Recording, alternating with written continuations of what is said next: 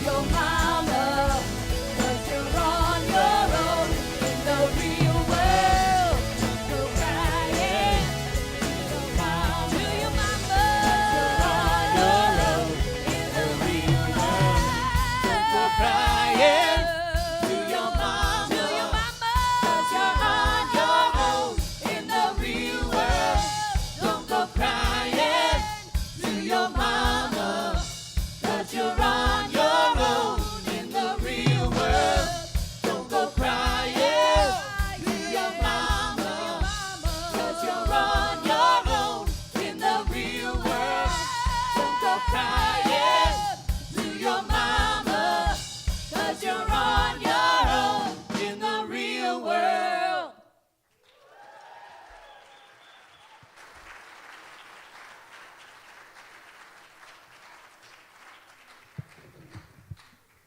was a nice applause, but when the pastor's wife sings a song, you clap louder.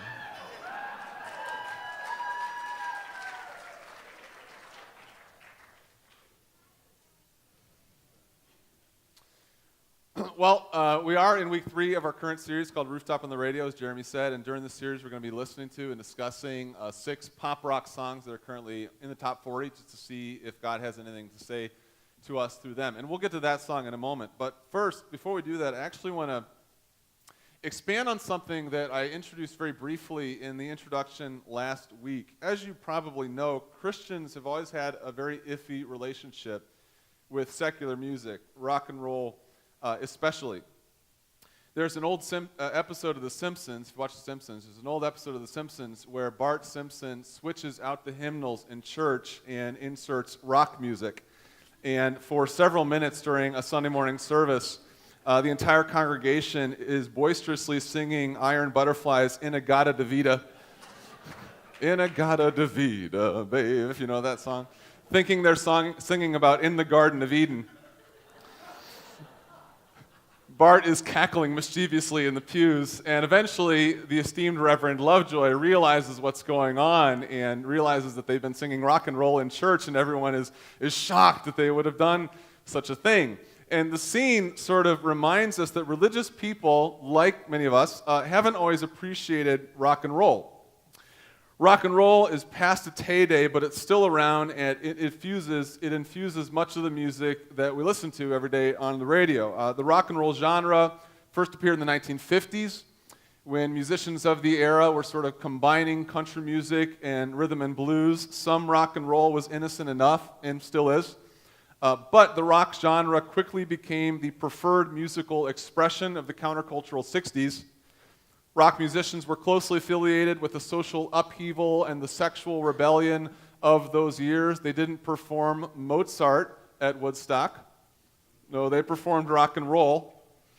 For this reason, conservative Christian Americans worked tirelessly to block the liberalization of our society by shutting down rock music in particular. Communities banned the performance of rock music or the playing of rock music in public. Towns held record-burning parties. This was one of the reasons why the camera was not allowed to show anything going on below Elvis Presley's waist on the Ed Sullivan Show, because what was going on down there was deemed inappropriate for people to see. It's one of the reasons why John Lennon was forced into apologizing on camera after he had mistakenly asserted that the Beatles were more popular than Jesus, even though at the time he was probably right.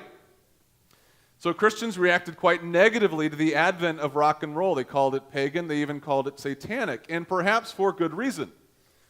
Rock and roll music was associated with loose sexual ethics, drug use, social rebellion. There's a reason for the phrase, sex, drugs, and rock and roll. In fact, etymologists will tell you, etymologists are people who study the origin of words. There is such a career field. And etymologists will tell you that before the phrase rock and roll was used to describe this kind of music, the phrase was actually a euphemism for, anybody know what? Having sex in the back of a car. That's what the phrase rock and roll used to mean. That's what it meant to rock and roll. And that's the phrase that rock musicians sort of used to describe this new musical genre that they had come up with. So, given the questionable origins of rock and roll, conservative Christians struggled to know how exactly to respond to this new phenomenon, secular music in general, and rock and roll in particular. And even today, many Christians just don't know how to react. And generally speaking, people react in one of a few ways. Some respond in separation. They want nothing to do with it. They keep as far a distance as they can so as not to become polluted by what they see or hear. And this is actually a pretty safe play. And you can understand when you hear what's some of the stuff coming on the radio, why you want to just turn it off and have nothing to do with it. The problem with separating from culture, though, is that it can put so much distance between the culture and between us that we're of no godly use to them. Which is why a lot of people, along with separation, some Christians choose condemnation. They listen to rock and roll only to judge it as pagan and corrupt. And to be frank, some of it is. Some of what I hear on the radio is just plain crap. I constantly have to change the dial to make sure that my kids aren't hearing some of the stuff that comes out of there. The problem with condemnation is that as accurate as it might be to call some music crap, it's also very rude and judgmental and quite unfriendly. Some, on the other hand, choose the path of imitation. This is the path chosen by so-called Christian music artists. Christian music is a movement that actually got started by Larry Norman and Petra in the 1970s. They figured that if the rest of the world was singing rock and roll music, we should too. In fact, Petra argued that rock and roll was God's gift to humankind, but the devil stole it and corrupted it and then redistributed it to the masses. Any church, they actually made that argument, any church that uses a band such as, ours, has chosen the path of imitation. It's sort of our way to connect with the way the world hears their music. The problem with imitation is that it's hard to imitate the good and not kind of accidentally imitate some of the bad too. And also, imitation isn't ever the same as the original. I mean, as hard as we try, we'll never be able to do rock and roll like rock and roll musicians actually do. So when it comes to pop music, what's the proper path? Condemnation, separation, imitation? Well, let me suggest, may I, a fourth way. I know. Point number 4. This is the Sunday. It happened. A fourth way. Appreciation. I appreciate what pop music, especially rock and roll, are all about. I appreciate that rock and roll got started by youthful musicians who were sick of living in a hypocritical, buttoned-up world that told them how to behave. That's mostly what rock and roll was all originally about. It was a rebellion against a world that didn't make any sense, a world that had almost blown itself up twice and was in the throes of the Cold War and was discriminating against minorities and women for no reason at all, and youthful musicians said they weren't going to take it anymore, so they picked up their guitars in rebellion. I can understand and appreciate that. As a Christian, it actually even kind of inspires me. Because I'm called to live a rebellious life just like that. I mean, Jesus came as a rebel. Jesus came as someone who wasn't going to take it anymore. He came to challenge social norms and religious hypocrisy. Rock and roll reminds me of that, inspires me to lead a countercultural life against the values of the world, the countercultural values of love, service, and sacrifice. That doesn't mean that I do drugs. It just means that I'm not going to live the way the world tells me to live. So I tell you all that to explain why we're doing this series. We're doing this series to appreciate what we can and identify what we can't, but appreciate what we can about the so-called secular music we hear on the radio. God has something to say to us through Ellie Goulding's Burn. God has something to say to us through One Republic's Counting Stars. And God has something to say to us through the song that, again, my wife expertly performed for you a moment ago, along with the other equally talented members of the band. The song we're going to look at this morning is called Ain't It Fun. Now, Ain't It Fun is the latest hit from the group Paramore, composed of lead singer Hayley Williams, bassist Jeremy Davis, and guitarist Taylor York. The band was formed in 2004. It has already released several albums, hitting the charts multiple times. The band's been nominated for several Grammys. It's actually won a couple People's Choice Awards a couple times for Favorite Rock Band. Paramore has a very large following. They love the band's alternative rock and pop-punk sound, as well as Williams' strong role as a female lead with great musical chops. With her bright, crazy orange hair, Hayley Williams has been called by musician John Mayer. John Mayer calls her the Great Orange Hope. It's quite a nickname. Other critics compare her to Gwen Stefani, Kelly Clarkson with personality, or Avril Lavigne without the attitude. Now, Paramore's more recent self-titled album debuted on number 1 on the charts in both the US and the UK. Critics and audiences loved this song in particular, Ain't It Fun. It peaked at number 10 on the top 40. One critic calls Ain't It Fun the perfect summer anthem. Listeners seem to like the high energy, the catchy hooks, the positive vibe, and the musical diversity. And you can tell if you listen to the song, it's got a lot of musical diversity in it. It's got some pop rock, it's got some funk, some new wave, even a gospel choir there at the end, which you could tell. Lyrically, there is very little question about what the song is about. We don't have to guess, as we're going to have to do with some of the other songs we're studying during this series. The lyrics are very clear enough. Here is the first verse and the chorus. Do not worry, I won't sing them for you.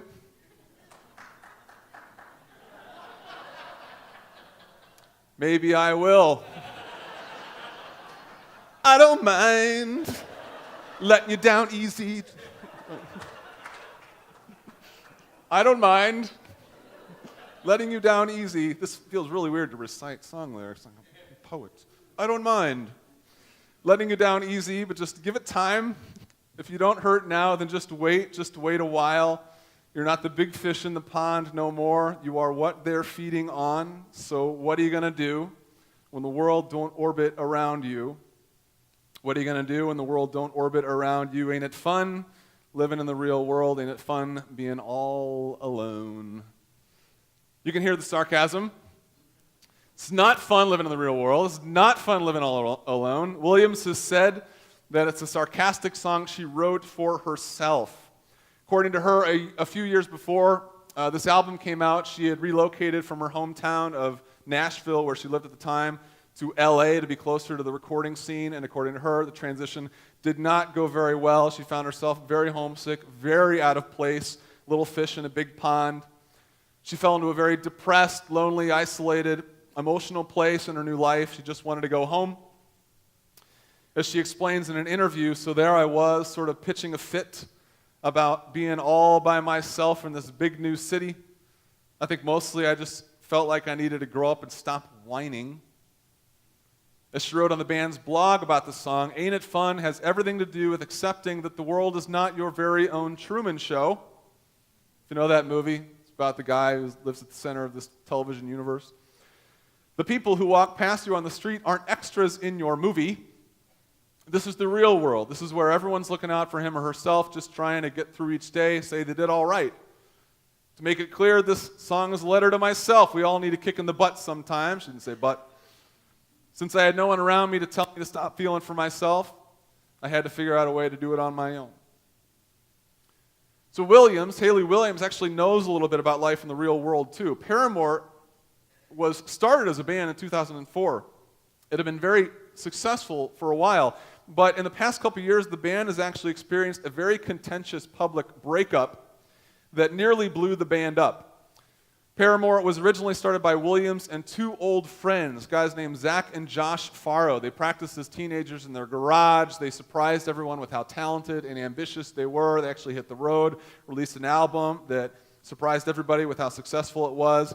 As these things tend to happen, though, the band had trouble dealing with their own success. Williams and Josh had been dating, but after a difficult breakup, the dynamic of the band changed. The record company started manipulating the band for its own commercial purposes. Band members started getting bumped aside as Hayley's starry profile rose. Finally, a couple years ago, Zach and Josh quit the band.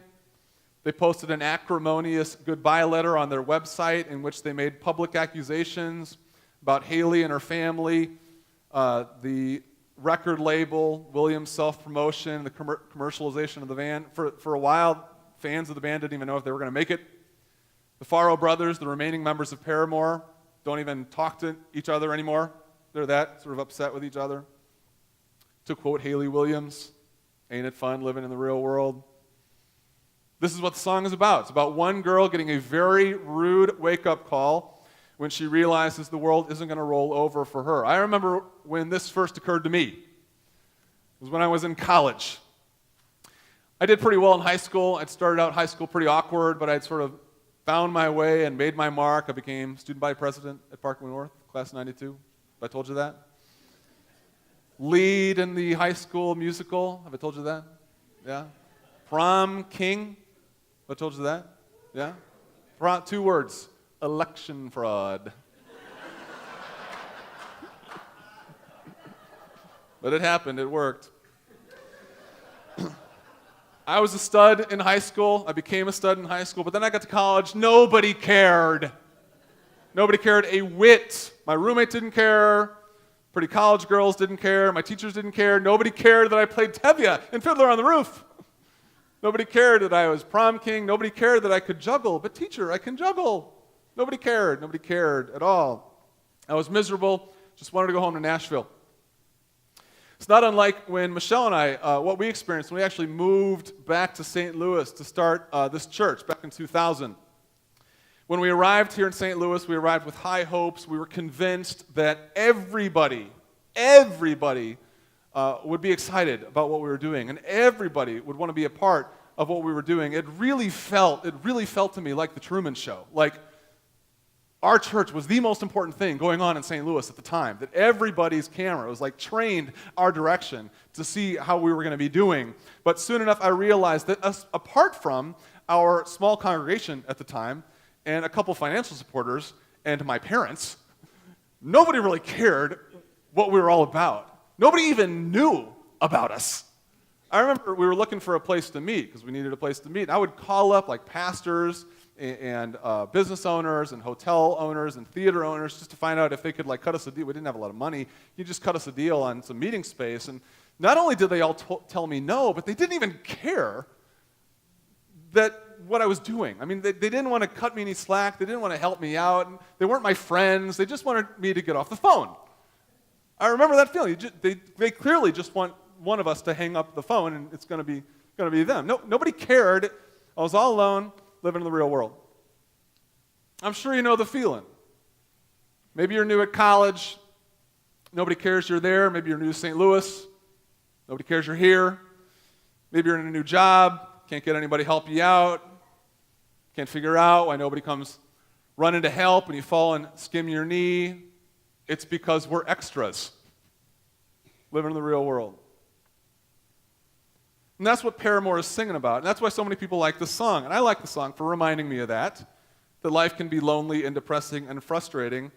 But even as I appreciate what Paramore is singing about, and even as I appreciate these lyrics, I get to the end of the song, and I'm kind of left wondering, so what then? I mean, yeah, Paramore, Hayley Williams gives us a little snapshot of the loneliness and the depression that we can all face in life, but then what? Is that all she has to say to us? Don't go crying to your mama? You're on your own in the real world? Well, we can't leave it there. Paramore gives us a nice snapshot of how lonely and depressing life can be, but on its own, the song isn't very helpful or encouraging. For something a bit more helpful, we might have to turn elsewhere. Being myself a preacher, and a Christian one at that, I recommend that we turn to the words of Christ. In Matthew chapter 10, we find Jesus with his 12 disciples. He has called them together. He's getting ready to send them out into the real world and bless their fellow man. As Matthew writes, Jesus called his 12 disciples to him, gave them authority to drive out evil spirits and to heal every disease and sickness. Basically, he's getting ready to send his disciples out into the real world, out to LA to share their music with the world. But he does everything he can to prepare them for the cutthroat world they are about to enter. The last thing he wants is for them to be surprised by what they're going to find out in LA. As he explains to them in verse 16, he says, I am sending you out like sheep among wolves. Do you know what wolves do to sheep? They devour them. It's not unlike what Hayley Williams sings. You are what they're feeding on. And later in verse 17, he warns them, be on your guard against men. They will hand you over to the local councils. They will flog you in their synagogues, just so you know. This is what the disciples were to expect in the real world. This is what Jesus wants to make sure they understand. Torment, abuse, persecution, and it's what all God's people can expect if we're truly living our lives for him. We can expect that sort of treatment. And knowing that, it might be tempting for you and I to stay home in Nashville with Hayley Williams. Lots of people make that choice. Maybe you've heard, for example, of the reality TV show Breaking Amish. Anybody heard about this show? So Breaking Amish is a TV show that follows Amish and Mennonite youth during a period of their lives known as the Rumspringa. The Amish are a group of very strict Christian Anabaptists that live in isolated Christian communities, sort of separated from the world's ways, very simple, isolated communities. That's a sort of a pillar of their faith. But during their teenage years, this Rumspringa, that's what they call it, the rules are relaxed a bit so that Amish youth can experience the world and decide on their own if they want to live out in the world or if they want to sort of get baptized into their Amish community and live there. The reality show follows several Amish youth around to see what they decide. According to one report on PBS, after encountering the world, 90% of Amish youth choose to remain Amish. Now, that's an example of separating from the world. And I can completely understand it. After living in the world for 40 years, I know the rationale for just holding up in my Pennsylvania township. But I'm not sure it's the decision Jesus would make or the decision Jesus calls us to. In Matthew 10, Jesus tells us to get out there, to go, just like Liza said. Sure, they're going to eat you alive, but go to LA. The world needs your service, the world needs your music, the world needs your gifts. But unlike Paramore, Jesus doesn't leave it there. He doesn't tell us it's going to be hard and don't go crying to your mama because she don't care. And that's the difference between Jesus and Paramore. Jesus is a little more helpful, a little bit more understanding. He gives us some tips on how to make it in the real world. And with the few minutes I have left, I want to share them with you. For starters, Jesus tells his people that in the world, you gotta stick together. Gospel writer Mark writes that calling the 12 disciples to him, he sent them out 2 by 2. Why would Jesus do this? Was he playing Ark? 2 by 2.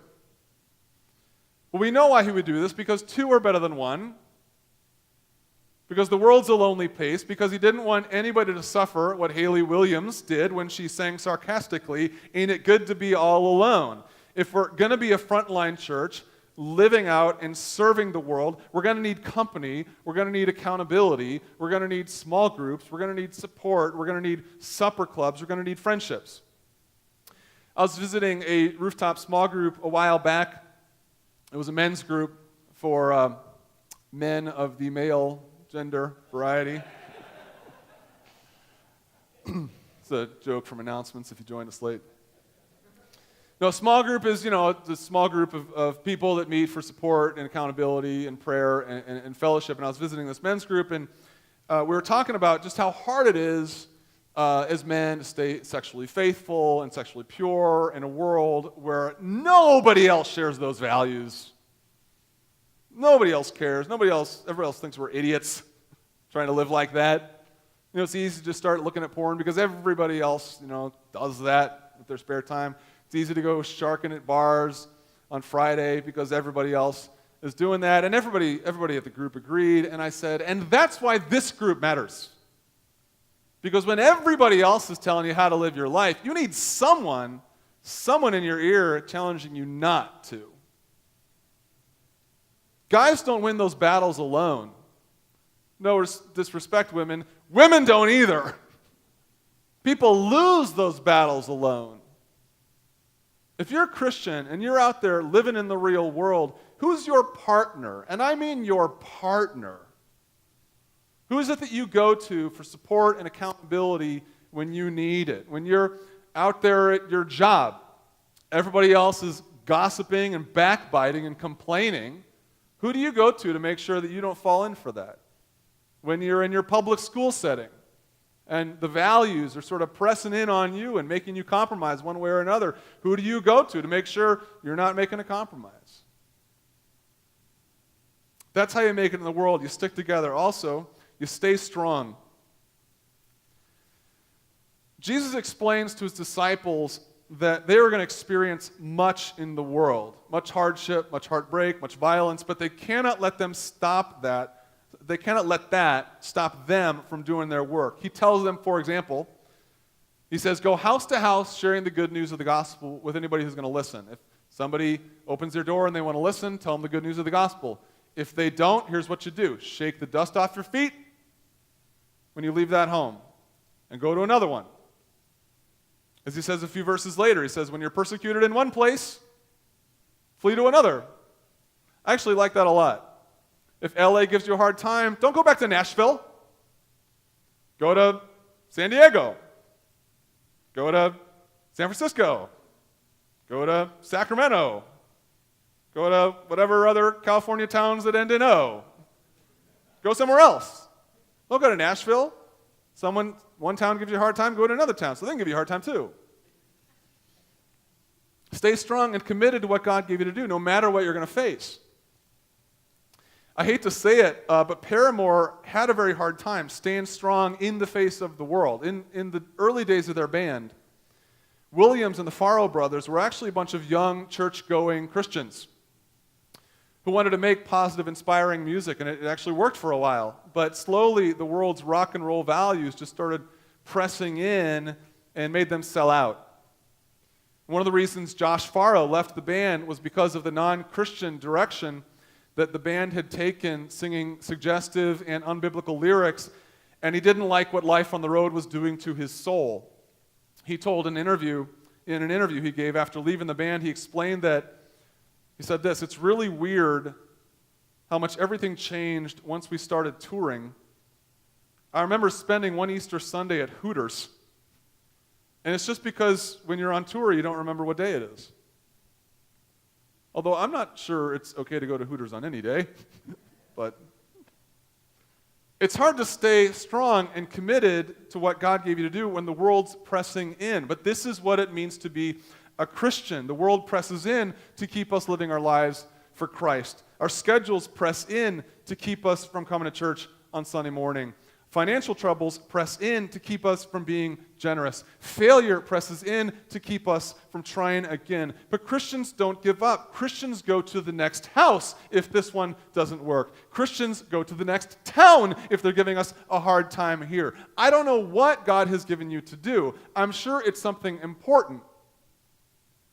And given that it is, you're going to face some people who don't want you to succeed, some opposition. But you got to stay at it. If God has called you to serve in this job, you got to stay at that. If God has called you to work on your marriage, you got to stay at that. If God has called you to serve around here in a ministry role, you got to pursue that. The world doesn't want you to succeed. The world wants you to isolate yourselves up at a Hooters on Easter Sunday. But Christians stay strong. How does Jesus tell us to make it in the world? Stick together, stay strong. Lastly, we're back to 3 points. It's just a flirtation. I was young once. Lastly, he tells us to trust God. One of my least favorite lines in Paramore's song might be everybody's favorite line to sing. Don't go crying to your mama, because you're on your own in the real world. I know it's a song lyric, I actually get her point, but this is not very encouraging. This is what mothers are for. Call me a sissy. This is what mothers are for, to remind us that we're never alone, no matter how old we are. I actually think more people should go crying to their mamas, not less. Or at least they should go crying to their Father in heaven. Jesus reassures his disciples, before he sends them out, he reassures his disciples that whatever they face in the real world, they can always come running to him and he will be with them at all times.